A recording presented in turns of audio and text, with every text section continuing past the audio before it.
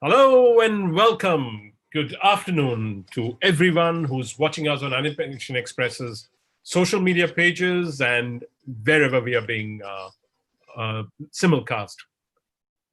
If there's one segment in the media and entertainment industry which adjusted to the spread of the coronavirus, it was the animation vertical. Work went on almost like normal, with artists working from home and remote collaboration working out very well. In fact, they delivered quite a few episodes, the animation studios. Education was another sector that adapted to the new normal quickly, with homeschooling, online classes, exams, and what have you being conducted. Hi, I'm Anil Vanwari here, the founder and CEO and editor-in-chief of the 20-year-old IndianTelevision.com group, of which Animation Express is a part. The group runs successful properties like IndianTelevision.com, India's leading TV fan and OTT fan portal or destination called Telechecker.com, which generates 1 billion views a year from 100 million unique viewers or readers. India's largest FM radio and music B2B destination and B2C destination, radioandmusic.com, and the world's third largest animation, VFX, comics and gaming destination, animationexpress.com. This apart, we produce India's oldest and most popular, the Indian Telly Awards, the Kids Animation and More Summit, and the Ann Awards, which are really highly respected by the industry. We also behind the Content Hub, the largest gathering of content creators from television, film, TV, and OTT. I'm repeating myself, television, film, and OTT. Again, Vidnet, the largest gathering of OTT ecosystem, whether it's platforms, creators, or technology partners, or whether it's brands. The Media and Brandwid, the Media and HR Summit, amongst several other properties in the physical and phygital forms. We also handle below-the-line brand activation for a handful of national brands. I personally look after MIPCOM, MIPTV, ATF, Esports Bar as a sales agent for India, Pakistan, Sri Lanka, Bangladesh. And mind you, a lot of animation studios have been traveling to MIPCOM. This year's MIPCOM is going to be slightly different. We are looking at a table space rather than booths. So whoever's watching this from the animation industry, please reach out. I shall give you a little more inputs on how you can attend MIPCOM Junior. It's happening, by the way, very much happening. Today, I'm glad to have with us Rajesh Turakia, the promoter of Framebox 2.0. And remember, the Framebox has 2 X's. Welcome, Rajesh. Good to have you here. Hi, and how are you? Good afternoon, all. Yeah, alive and well, and just about keeping my head high. Very good, excellent. That's what we need to do. Be indoors and be safe. Absolutely. No, I've been going outdoors too, but I've been masking, I've been physical distancing, and I've been sanitizing. I carry a alcohol sanitizer with me everywhere. If I touch something, I wash my hands with. I clean my hands with it. If I touch anything, if I touch the car door, I clean my hands with it after that. If I to go upstairs to my flat, I use my elbow to press the button, or I use the car key, so that I ensure that I don't that I reduce the chances of being infected. A new lifestyle, yes, is the new lifestyle. Yeah, you're not going out at all, are you? I go out very little. I've been to the office maybe twice or thrice during the whole time. My team is pretty active from home, working from home, and a few of them do come in now once it was opened up for 10% of the people to come in. So they do come in and operate from office, but we maintain a lot of distance. Students, of course, are not allowed to come as yet. In fact, we were one of the first people to be told not to have students come in much before the lockdown happened. So about 15 days before the lockdown, actually, the students were told to stay at home. Similarly, we shut down the office from the 13th, if I remember rightly, before any announcements. We decided to shut it down from the 13th of March. Now, coming back to, let's have a tete-a-tete, good conversation. The audience is watching. Thank you for being here. And audience, if you have any questions, please pop them on our Facebook page. Or, there's a question and answer panel in Zoom. You can ask the questions over there, and I'll ask Rajesh the same questions. So, you've been associated with education. You began by selling computers to animation studios way back. And then some other, you got fascinated with the sector, and you got associated with Mac, and you with Maya, and Mac came up. And then after that, you set up Framebox in 2008. Yeah. What were the challenges you faced then? When Mac was set up, the challenges were different. There was very, very little knowledge about this industry. There was very little exposure. So when we did start the training, it was a selfish motive to create quick artists for our own studio. And then slowly, it became like a studio which started training people outside and for other studios also. So overall, what happened is that we had, the challenge was to educate people about what is animation. 2008, it was a little better. People had come to see what was animation. Some big movies had already come out in animation. Hindi movies also were using animation in a big way. And visual effects in a big way. So we had to basically train the people in much better and latest softwares also. So overall, sorry. Hello? Can you hear me? I can hear you. Yeah. So basically, it was like a shift change. First, it was like an introduction to animation courses that we were doing. Then it started becoming more specialized courses and more courses in special fields of animation also. Not just generalists, but specialists also. So the courses were a little different in design, and the talent required was a little different by the industry. It was more specified. More specific talent was required by the industry. So that's what we started concentrating on. Currently, of course, it has become like the IT industry grew, and slowly every college and everybody started, teaching IT. Similarly, now we are doing degree programs in animation and visual effects, and specialty programs in the things like Blender and photography and things like that. So, which are additional tools that are required, and at the same time, it's a professional degree, a formal degree that the student gets. So it's just not that he's doing something in his extra time, but it's actually a career that he's following. Okay, so again, so 2000 when you set up Mac, challenges were different. 2008 they were different. What were the challenges when you set it up 2.5 years ago? No, 2.5 years ago was it was a resurrection. We had to do a lot of changes because over the years the quality of animation actually that a professional used to put out, the students started putting out. So the students were much more, savvy about this industry, and even the industry was asking them to do much more. It's the animators to do much more. Today, many of the international projects are being done in India. So the quality levels, the talent levels required became much higher. So we had to actually revamp our whole courseware, revamp a lot of our softwares, bring in things like Blender. So all these things needed to be brought into the curriculum, which was the thing that we resurrected. So whole curriculum was revamped 2.5 years ago to actually become very, very relevant for today's industry. I mean, things like Jungle Book, 70-80% from what I hear was done here in India. So things like those high quality products are being done. So you require the knowledge also and the skill set also to be that high. So definitely we had to revamp the entire courseware. What we were doing 10-15 years ago is not what we can do now today.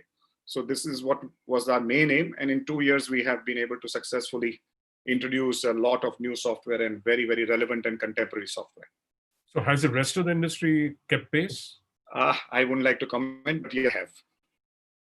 And have they found a problem of trainers? So the challenge has been trainers all the time. Challenge of trainers has been there all the time, but I have trained in a lot of people in this industry, more than 200,000 students, and many of them have become today seniors in many of the industries. So they help us a lot in designing our curriculum and in our, enhancing our curriculum in any way. They come in and do master classes for me. So my relationship with 20 years and somehow being a part of their career, in having a little small part in their career by either educating them or maybe maybe they have worked under me in my studio or whatever. So that has helped a lot. And a lot of the industry heads also, whether it be CEOs or companies, if I make a phone call, they are sure to pick it up and help me out in whichever way I want, if I need something.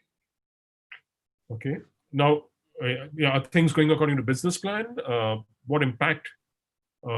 Things were going according to things were going according to business plan till March, and things were in a very it was a healthy trot that has developed from a slow canter. But the fact is that COVID did slow it down a little bit. But by 15th, we knew, and knowing the experience from China, that it might go for months of close down, lockdown and things like that.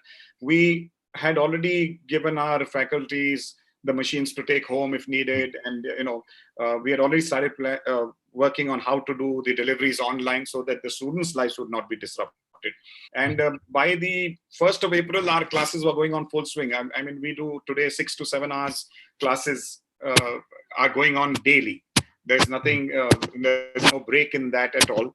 And the students are pretty happy with it. The parents are very happy that their students are, in a safe environment. And in case the student kind of misses some point, or maybe he's not able to attend, we have recorded sessions of the same class for him. So all this is actually, it's a new norm. It was not exactly accepted in the first 10, 15 days, but after that, the students also were very happy. We've got a lot of testimonials saying that they are very happy with what's happening, and they're learning a lot. And my attendance is, strangely, the attendance is more on online than it was in actual classes. We would have absenteeism in classes, it's much less in online. I guess the parents are on the students' head at home saying, why don't you do your classes? Maybe that's why. But yes. Is that the reason, or is it because they're bored and they want to do something online? No, so for the other things, we also did a lot of technical webinars. We did international and national speakers. We got, in fact, Max Howard, which we did with you, got a 30,000 viewers for it. So it's like people are interested in doing this. People are interested in going online. People are interested in seeing what is happening. And if it's valuable to them, they definitely stay on, and they watch it. So online is effective. Yeah, so your trainers are used to working in real life and teaching in real life. Right. Did you have to do some retooling to allow them to be able to function in front of Zoom? Are they sitting down? Are they standing? Whereas in classes, they are standing. How does that work? And how right now they're sitting down and then they're sharing the screen. So actually, whatever their animation mainly right now is all computer based and software based. So they share the screen with the student, so the student gets to see what's happening, and it's been pretty effective. They don't need to stand that much. They don't need to write anything on the board. What they put it on the screen itself, and the students see it. And in fact, the concentration is also one tutor per student. Pardon me? It's one tutor per student. It's a single tutor per student. No. It's a session, but once the share screen thing happens, all the students can see the screen. So it's like just writing on a board, actually. He would type it up onto the screen, and he would share the screen and do some work also, show how the tools are used, or software is used. So all these kind of things are there in all these tutorials. Kind of some of the clips we have put it up on our YouTube channel, so they can look at it and see what we are doing. We in fact do counseling also for new students. We do online. So things like that are being accepted. Students and parents are coming online. We are getting enrollments. Even now in COVID, we are getting enrollments. In fact, April was a very good month for us compared to last year, April. So it's like, it's not that it's totally kind of shut down. Yes, 80% is still working in a good way. And students are getting 100% of their education. Yeah. So in terms of, you're saying that the tutor, one second, I'm having a problem with the internet. So in terms of the tutors, they sit down, they share screens. What about interactivity between the student and the tutor? The student also talking back to the tutor. Yeah, that also is there. So he can raise his questions and queries, and then the faculty answers. In fact, they stay back afterwards also. So those who want any queries to be answered afterwards, just like you would stay back in class, they stay back on screen, and then they help the student out. And what is the experience of the tutor, and what is the experience of the student? I know you told me you've got glowing testimonials, but yeah, what are the tutors telling you? Tutors are happy because the students are paying, concentration is there, and they are also actually able to do what they're doing in the laptop. They are, giving exactly that knowledge to the students. So tutors are very happy with the system. They are not, having any kind of shortcomings there. Students, as I said, most of them are accepting it very well, and they are liking it also a lot, and they are attending also the classes. How are you getting all the bandwidth issues? Some places you might have bandwidth issues, but otherwise now I think it's not that bad at all. And also, like ownership of computers, maybe in the interiors, maybe few students don't have it, those who have gone back, but most of the students have a computer or a laptop at home. So what percentage have gone back? Pardon me? What percentage have gone back home? Like say, for example, in Pune, we have maybe 30% of the students that come from the interiors. So those have gone back to the interiors, and that they may have, some of them may have issues. Most of them don't, but some of them may, because even the phone is there. At the end of the day, if nothing else, the phone also is good enough to at least attend the class. Okay. And of course, these classes are online again for them to access again and again if they want to. So that's not a problem. Great. So, going forward, I see virtual assistants coming in for education, and almost chatbots being used also. So I don't know if you've gone that route.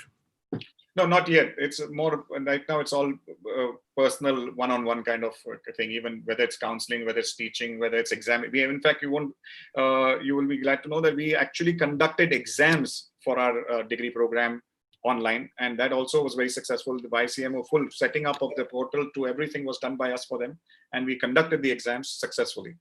So even the degree program this year, students did not have to miss their exams.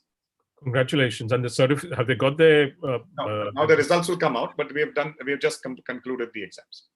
Okay. So now that we're opening up, is there any change? I know education is, schools and institutes are still not open, but that's more for the public sector, or that's more for the. No, they mentioned classes also. Okay. Yeah. So there's no change for you as an institute. No, 31st August is right now the thing. In some of the parts, I think Indore and Ahmedabad and all, students have started coming in a little bit, but not that much. So how large is the franchise that you have in terms of? Right now, we actually, when I came back, as I said, on 2.5 years ago, we made it around 11 centers only. And from the 27 that were there, we made it 11. Now, in COVID time itself, we have had 3 new additions to our family in Wardha, Kanpur, and Surat. And are these fully manned centers, or are they? These 3 new centers are manned, but of course they are right now only working online and counseling. Sure. But once they start opening, they will be running online. And they're full-fledged centers with all the courses or limited courses?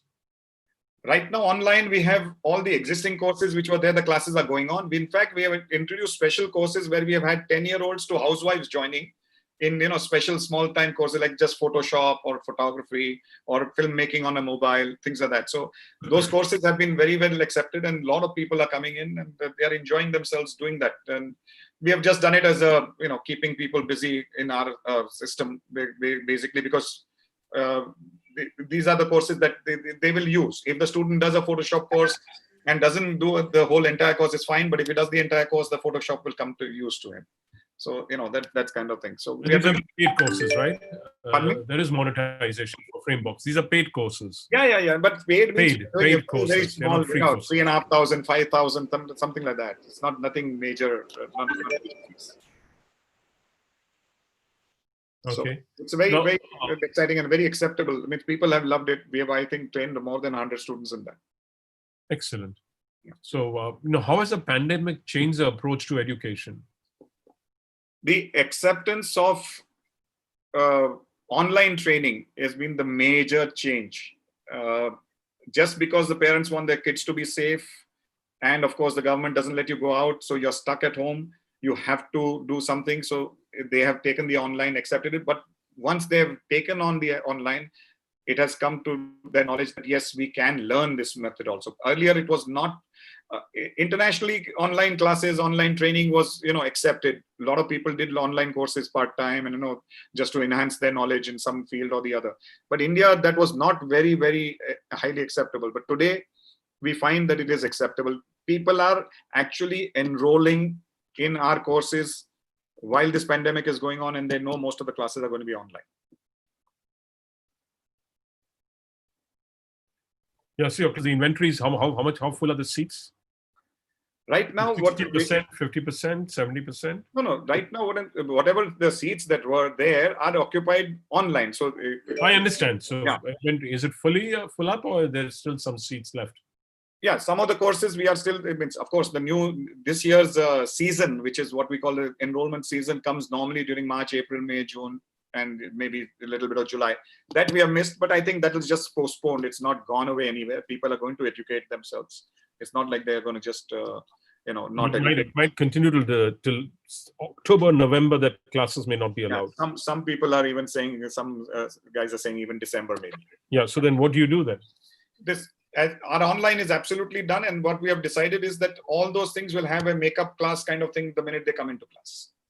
So if there is anything that they have missed out during the online and there'll be a week or two of only catching up on what we have done online and making sure that they have learned everything in time, in proper manner, and not lost any time. That's all.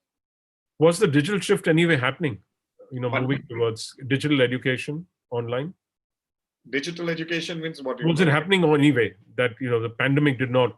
No. I'm just saying, the shift anyway happening. Absolutely. Yeah. In fact, with the word digital, something clicked in my mind. We have, in fact, first thing that we've done is we have launched a new academy called the Academy of Digital Marketing Courses.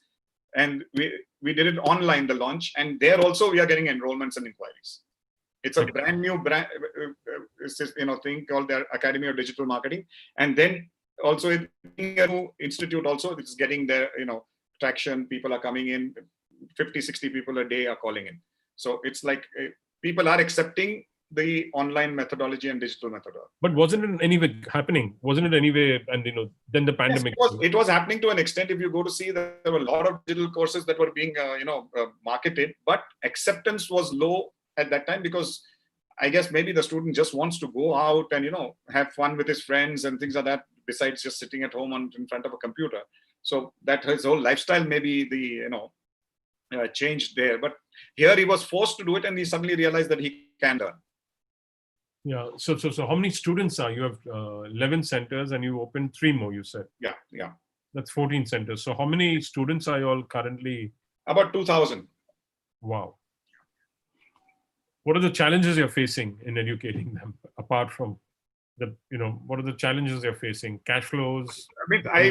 The only thing is that we want to the evaluation will be taken at the end when they actually come into class, or maybe we'll do a digital evaluation, and that's when we'll come to know these 4 months has been accepted. People have liked it. The exams were also conducted, and that was also done pretty decently. So we don't see a great amount of issues, but there will be some issues. There will be some students who do like that one-on-one contact and being in class and things like that. So when we do the evaluation of them, when they come into our classes, that's when we'll really see that how successful that it has been. But right now it looks like it has been accepted well, and people are learning. There is, from what the questions that the teachers ask them, they know that they've learned something there. Yeah. So what's the advantage of going digital and educating them digitally? What's the disadvantage? Advantage is that your reach is much more. You can get to remote corners of the country, and student doesn't have to travel to say Bombay or Pune or a city nearby. He can actually from his little village do it if he's interested in this industry. So that is one big advantage that is there. Second advantage is that infrastructure requirement goes down. You can expand much more because you do not need the infrastructure to be there. But do you need franchises? You can anyway do it from where you are. I do not need franchises, but there are programs that are going to be contact programs. And of course, even these programs are going to be eventually back to contact programs. They're not just going to be digital. They may be part digital and part classes, but it's not going to be absolutely digital. That I don't see coming about in the near future, at least next 3, 4, 5 years. It should not be the case that everything is digital. And nor do I want my institute to be only digital. It's just that right now, yes, I'm forced to be in the online methodology, so I have to be there. But yeah, in 4, 5 years, maybe everybody would like to do it this way. But right now, once the pandemic is over, we will have classes as normal. Yeah. So now let's say some studios have had to lay off some people. Some studios have not done so. So there's talent which is available currently. Yes. So the pandemic, studios may not be in a very talent-hungry mode right now. So what do you think this pandemic is going to do as far as the talent is concerned? Because you'll have fresh batches coming out and you'll have experienced people without jobs. Experienced people without jobs is going to be rare. The minute the work starts again, they will all be taken up. In fact, recently, last 6 to 8 months to a year, there has been a shortage of talent. In fact, a lot of studios have been hiring in large numbers, and they've always faced shortages. Any students coming out had, a lot of 2, 3 offers kind of thing happening, or they had 5, 7 studios to go to for interviews. It was not like it was, that the jobs were there and people were not available. In fact, there were people who were not available. So I feel the minute all the shooting start and everything start again. No, they've been filming anyway. The animation studios have been producing the episodes. Yes, animation, digital content has been produced. In fact, Reliance did some very record amount of episodes from what I heard in the news. So there are a lot of episodes that are happening. So that way, this is another thing that has been proved. I was speaking to a gentleman from Maya. He told me that they are encouraging people to buy high-end computers instead of investing in an Apple iPhone, so that they can be hired. They can be sitting at home and doing freelance work. And Maya is ready to give out freelance work to those such people if they are talented enough, and they should all invest in that computer. So anybody who has the talent should actually invest in a computer rather than waste his money, and he can be increasing his career in a way that he can be doing freelance work. So you think that at the same time, the students, of course, when they come out, they will have to be, they'll have to go through the grind, normalcy, job seeking and all that. But right now, I feel there are a lot of jobs available. So you feel there's a demand and you're getting inquiries? Yes, that student requirement is there. Right now, of course, last 2-3 months, there has been very little inquiries. But just before that, last 8-10 months, in fact, we couldn't provide the students that they required. We didn't have as many students as they required. Wow. So let's say December, it doesn't start. It starts in February, March. Yeah. So what will be the pent-up demand which will come up? How many would be needed by the industry? Right now, will it be 6,000 students, 8,000 students, 10,000, 15,000? It'll be anyways between 5 and 10,000. Definitely, I wouldn't venture a exact figure, but between 5 and 10,000 people will be required. As it is, they were required before this pandemic started. Okay. So how are you working? Knowing that there'll be a demand for students going forward, you couldn't supply them last year, and now with the lockdown, how are you working towards ensuring you're at the forefront? That's why we've kept the classes on. So they are being trained. What the reason why we couldn't put them into the job was that their training was not complete. And in fact, a lot of times it happened that studios picked up half-baked students also just to fill their seats, and then they had to train them themselves. So we don't want that to happen. We want our students to be fully trained before they go out, and they be industry ready when they go out. So what differentiates your course from another institute's course? I don't know about the other institute, but my course, I try to make it as contemporary as possible, as realistically required by the studios. We had actually meetings 2.5 years ago. We started having meetings with technical heads from all studios, asked them what they wanted, and that's how we have designed our courseware. So we went to 20 major studios in India. We talked to each and every one of them. We asked them what they need, what are the softwares that they are needed now, what are the softwares they are concentrating on, and then designed our courseware accordingly. And that's what I've always done. Earlier on also, I used to do it. That time I used to be a part of a studio, so I knew exactly what was required. Okay, I'm just checking. Right now also, we are a part of a studio, Pixel D Studio, so that they also keep on feeding us the data of what is required in VFX and in animations. What are the softwares that are more popular today?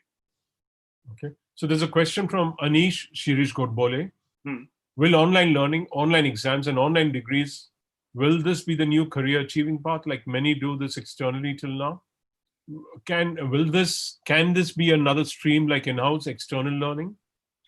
Yes, definitely. In fact, it can be additional to what you're doing normally also. If you want to do a BCom degree, you can be going to college and then doing this online, learning online and getting an online degree even in this field. So yes, this will become a reality when some people do not consider the only animation as being a career-oriented or a degree-oriented course. So they may do the specialty courses with us and do a degree program somewhere else, or do a degree program with us and do an additional just a degree that is required, to be an educated person kind of thing. So this industry is for people who have passion and creativity, people who are wanting to be in the industry and very dedicated. If you come in with that kind of dedication, this industry online or otherwise will be for you, and it will give you a fantastic return. Yeah. So where do you see Frameworks 2.0 with 2 X's in the next 5 years? Well, back to our old glory. We were 60 centers and we want to be 60 centers all across the country. That is one of the things. And we should have top-notch students. Like they always coveted the students from my industry, from my academy. That's what I want to be. That the top most education institute for animation visual effects. That's why we are now tying up with a lot of colleges. We have already tied up with 3 colleges during this time, and we are going to be tying up with more colleges. So we're going to train these students in colleges too, and at the same time in the 60 centers. So overall, we will have a lot of good, well-educated, well-trained students coming out for the industry. I think this industry is going to grow tremendously. The value of the digital content and value of the VFX content is increasing, and in the pandemic more so, with the amount of people consuming the content really avidly. So we need to. I'm sure there's going to be more and more content being produced, and with all these OTT platforms. Last boom came because of the digital the dish that came, and 100 channels and 200 TV channels that came about. That time the last boom came. Now the boom is coming because of the OTT channels. Didn't the YouTube craze also impact the boom? YouTube was in between, but the real craze is coming with the OTT. YouTube, of course, everybody personally can put up something. OTT is a formal kind of thing. YouTube can be anybody putting up content. So that's a different. So are you setting up special OTT courses in any way? Training? Not OTT courses, but content. I'm asking you, what do you set up going forward? We are training them to make high quality content. I get it. But would you go in that direction of OTT courses? We would try, yes, if that is required. As I said, I always touch the industry, and if the industry requires it, then I do it, because I want my students to be hired. So I want to make sure that I give industry relevant courses. Okay, and overall, your prediction for the education industry, where do you see it evolving? Where do you see it? What new areas and new expectations one can expect from the education industry and from studios, from the education industry? Well, the studios, of course, always want well-trained, with full knowledge kind of ready students. Sometimes, of course, each and every one of them has a different kind of pipeline that they require. So pipeline training should be the one that should be left over. Rest of it, the students should know. And that's what we want. I think all education institutes should aspire to make sure that they are industry ready. Of course, they can be trained for the pipeline or for the particular studio. But other than that, they should have every other kind of skill set that is required. I feel formal degree programs are now being accepted. From last count, I heard some 300 colleges are actually offering degree programs in animation visual effects. So that's a lot of colleges, and soon I think there'll be much more.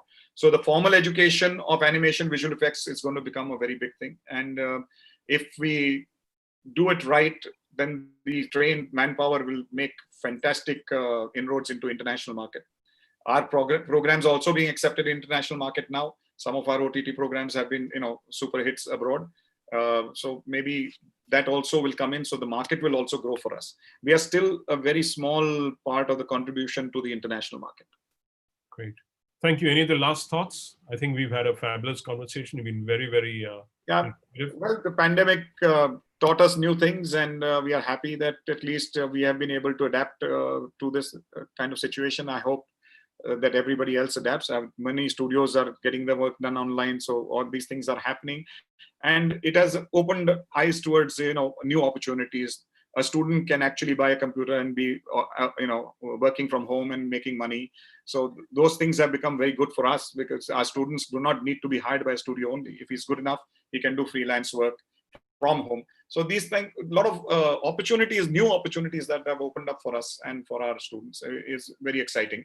And of course, the studios having this kind of demand also acceptable to them now. Earlier, maybe a lot of things will happen. There will be little restriction due to IP, issues and things like that. They may not want to give things out in toto, but they would give out a lot of work, and it's working for them also. So it's great. This new opportunity is a great opportunity. Fantastic. Thank you very much, Rajesh. It's been a pleasure chatting with you. Yeah, thank you again, Anil. Thank you very much. Wish you lots of success and lots of great opportunities and great artists coming out of your studio. Look forward to speaking to you soon, and look forward to your entries for DigiCon. Yes, thank you very much, Anil. Always a pleasure speaking to you. And yes, we will make sure that things come into you. Thank you very much. Have a good evening. Thank you. Thank you. Bye. Yeah.